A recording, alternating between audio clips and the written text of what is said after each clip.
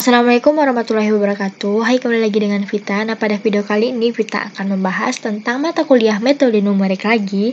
Nah, untuk kesempatan kali ini kita akan membahas materi tentang metode lelaran. Di sini ada dua metode. Yang pertama itu ada metode lelaran Jacobi. Yang kedua itu ada metode lelaran Gauss-Seidel untuk menyelesaikan SPL. Nah, apa sih bedanya metode lelaran dan metode eliminasi Gauss? Nah, di sini jika eliminasi Gauss melibatkan banyak galat pembulatan, yang galat pembulatannya itu terjadi pada eliminasi Gauss yang menyebabkan solusi yang diperoleh jauh dari solusi sederhana. Nah, di sini untuk gagasan metode lelaran pada pencarian akar persamaan nirlanjar dapat juga diterapkan untuk menyelesaikan SPL.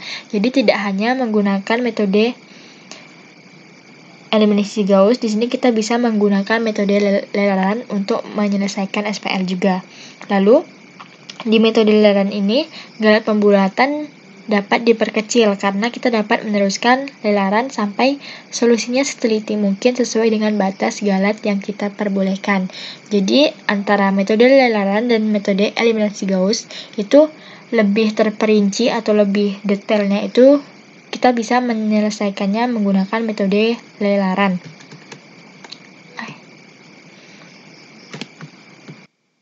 Sorry.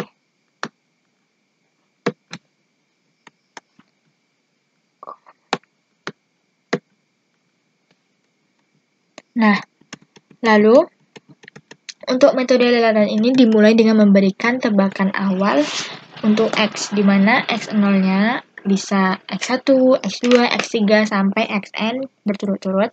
Lalu untuk kondisi berhenti lelarannya dapat digunakan pendekatan galat relatif. Ini, di mana X, ya ini, kecil dari nilai toleransi untuk semua I sama dengan 1, 2, 3, sampai dengan N. Lalu, di sini yang terpenting, di mana untuk syarat yang cukup agar lelarannya konvergen adalah sistem dominan secara diagonal. Nah, apa itu sistem dominan secara diagonal? Di mana untuk koefisien diagonalnya itu harus sama atau lebih besar dari jumlah semua koefisien yang ada di baris itu. Dan minimal satu baris harus memiliki diagonal yang lebih besar dari jumlah koefisien pada baris itu. Nggak paham kan? Jadi sebenarnya untuk konvergen itu kita harus melihat dulu contoh soalnya. Soalnya kita lihat dulu di mana nanti kita tentukan apakah itu soal konvergen atau enggak. Jika tidak konvergen, maka kita tidak bisa menyelesaikan lelaran dengan metode Jacobi atau yang tadi satunya lagi. Nah, jika dia konvergen, berarti kita bisa. Nah, untuk metode nanti akan saya jelaskan untuk dominan secara diagonal itu apa maksudnya. Nah, di sini untuk metode Jacobi itu merupakan salah satu metode atau cara untuk menyelesaikan solusi sistem persamaan linear. Metode Jacobi adalah metode konvergen, sehingga setiap persamaan harus diubah sedemikian hingga koefisien nilai mutlaknya paling besar 1. Nah, sama. Jadi, metode Jacobi itu adalah metode konvergen. Nah, untuk metode Gauss-Seidel itu adalah kecepatan konvergen pada lelaran Jacobi dapat dipercepat bila setiap harga X yang baru dihasilkan segera dipakai pada persamaan berikutnya untuk menentukan harga X1 yang lainnya.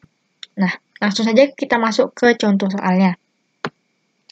Nah, di sini kita ada contoh di mana kita harus menentukan solusi SPL 4X dikurang Y ditambah X sama dengan 7 sampai min 2X tambah Y tambah 5X sama dengan 15 dengan nilai awal P yaitu X0, Y0 dan Z0 itu 1, 2, 2 yang nantinya kita harus mencari solusi sejatinya itu 2, 4, 3.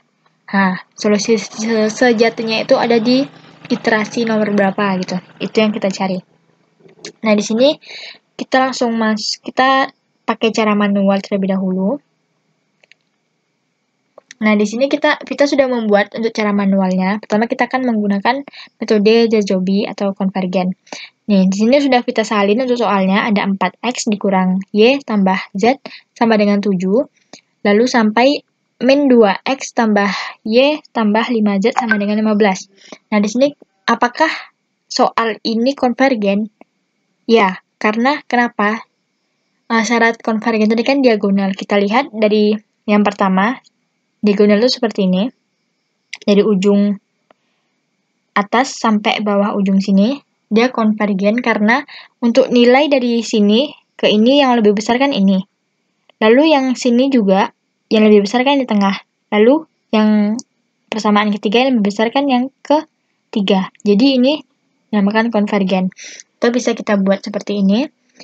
Ini adalah nilai-nilai yang paling besar. Lalu ini nilai yang setengahnya. Kita ikutin aja. Ini 4. Lalu di sini min 1 y-nya. Lalu di sini 1. Lalu di sini yang besar tadi kita majukan ke depan, ada min 8y. Lalu ada 4, lalu ada 1.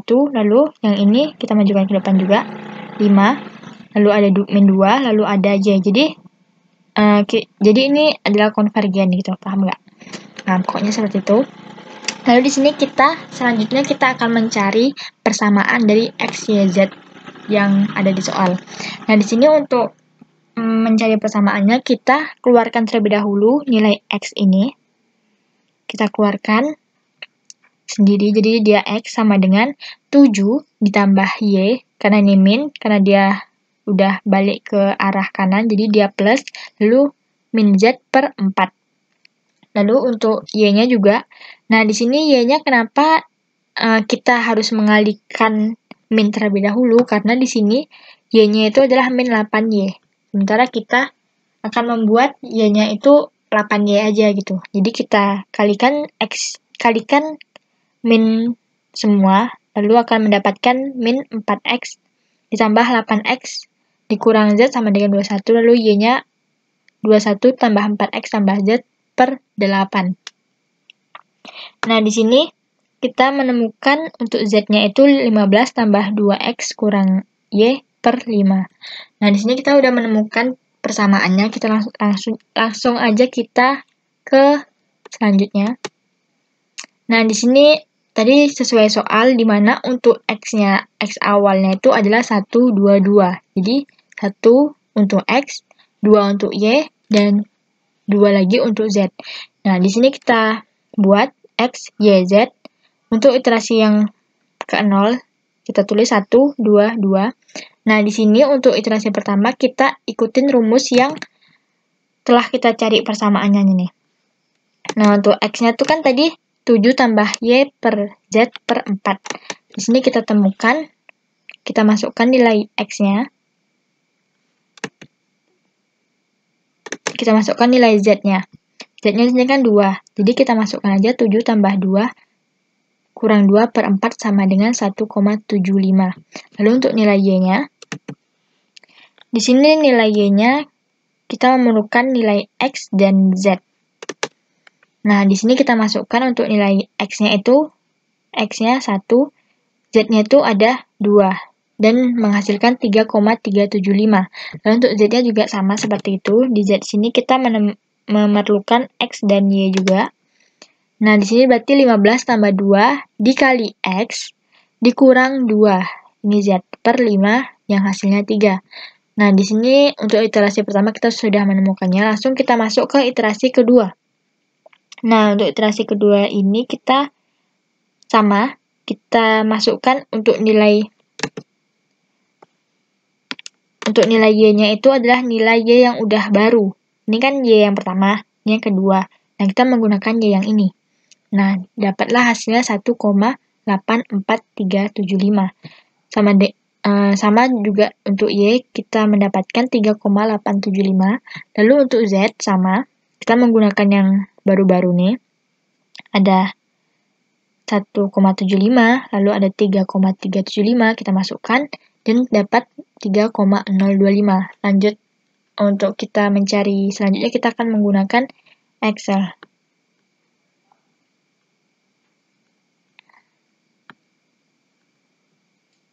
Nah, di sini kita masukkan lagi, jadi ada 1, 2, 2.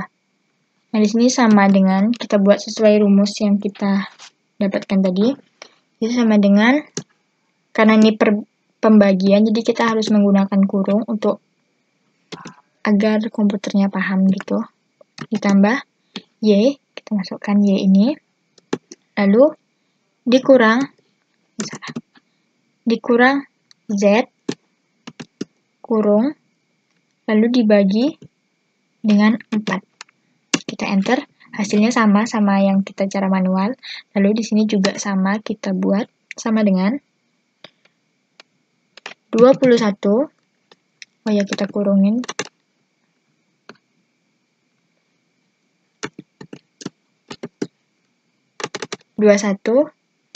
Ditambah 4 yang dikalikan dengan X ditambah Z. Kita tutup kurung, dibagi 8. Kita enter. Lalu di sini juga sama dengan 15 ditambah 2 dikali X dikurang Y dalam kurung dibagi dengan 5.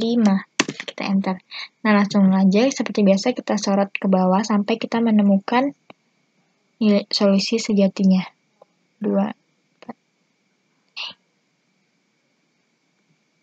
Kelebihannya, nah di sini adalah solusi sejatinya. 2, 4, 3.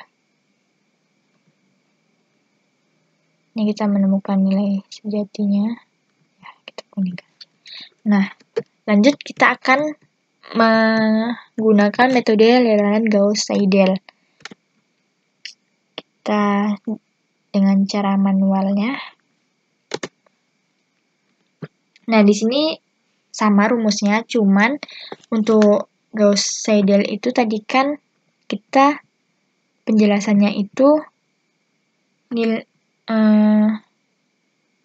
nilai X-nya dipercepat, dimana kita akan menggunakan nilai X yang terbaru. Nah, di sini kita lihat untuk rumusnya tadi, kan untuk X-nya 7 tambah Y kurang Z per 4. Yang kita dapatkan 1,75, sama kayak metode yang sebelumnya. Lalu untuk Y-nya, nah di sini yang membedakannya karena sebelumnya kita untuk yang Y-nya itu kita gunakan nilai X yang iterasi ke 0. Nah, di sini kita kan udah perbarui nilai X kita. Di sini kita mendapatkan nilai X 1,75 ya kan. Jadi di sini kita langsung aja masukkan tanpa kita tunggu ke iterasi kedua. Jadi kita langsung memasukkan nilai X yang terbaru agar mempercepat perhitungannya juga.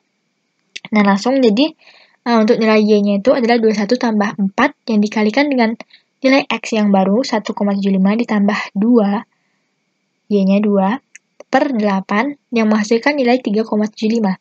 Lalu untuk Z-nya 15 tambah 2 yang dikali dengan X yang baru dikurang dengan 3,75. Nah, ini Y yang terbaru. Jadi untuk Y yang lama itu hanya digunakan pas mencari si X ini. Nah, untuk Z ini kita mendapatkan 2,950. Kita cari lagi untuk iterasi yang kedua sama, yaitu 7 tambah 3,75, ini yang terbaru, dikurang 2,950, ini, per 4, yang hasilnya 1,95. Lalu untuk Y-nya, 21 tambah 4 dikali 1,95, ini, ditambah 2,950, nih, sama dengan 3,9687. Langsung untuk Z-nya kita menemukan 2,986.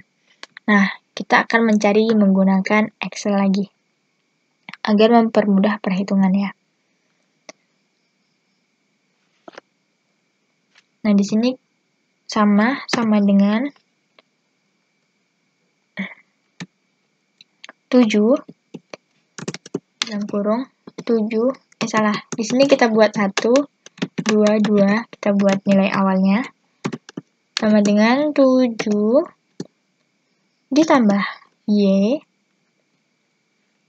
dikurang Z dibagi 4 sama dengan 1,5. Lalu di sini sama dengan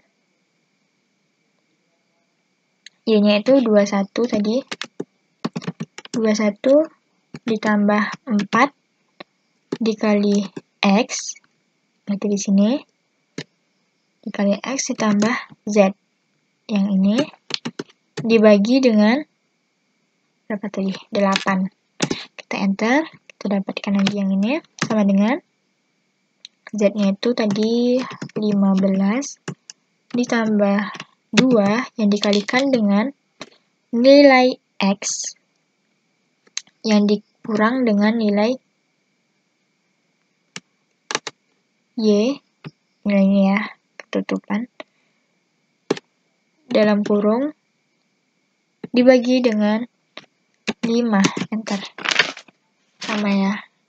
Nah, langsung kita sorot sampai kita menemukan nilai solusi sejatinya. Kemungkinan ini lebih cepat. Nah, di sini kita mendapatkan nilai sejatinya itu ada di iterasi ke-8. Jadi nampak ya perbedaannya ketika kita menggunakan metode dalaran Jacobi dengan metode dalaran Gauss-Seidel, di mana untuk Jacobi itu lebih lama, yaitu di iterasi 14, sedangkan di Gauss-Seidel itu iterasi ke-8, hampir 2 kali lipat lebih cepat ya kan.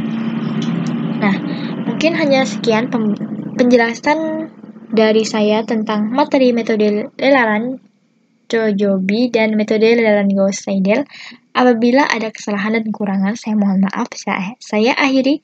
Wabillahi taufiq wal hidayah. Wassalamualaikum warahmatullahi wabarakatuh. Bye-bye.